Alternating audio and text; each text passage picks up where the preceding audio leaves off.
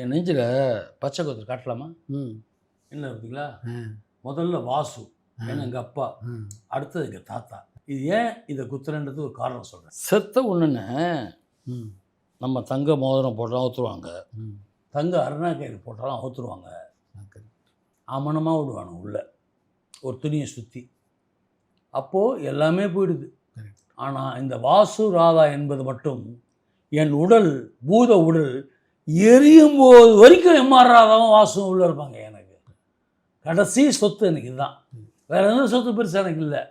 ராதா இஸ்தபா மாதிரியோ ராதிகாமா மாதிரியோ எனக்கு பெரிய சொத்தெல்லாம் இல்லை.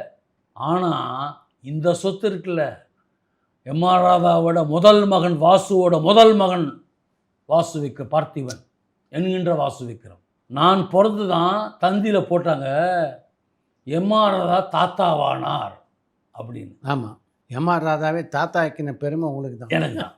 அதான் இதை அந்த அருமை தெரிஞ்சு அவருக்காக முதல்ல எனக்கு தெரியாதுண்ணே.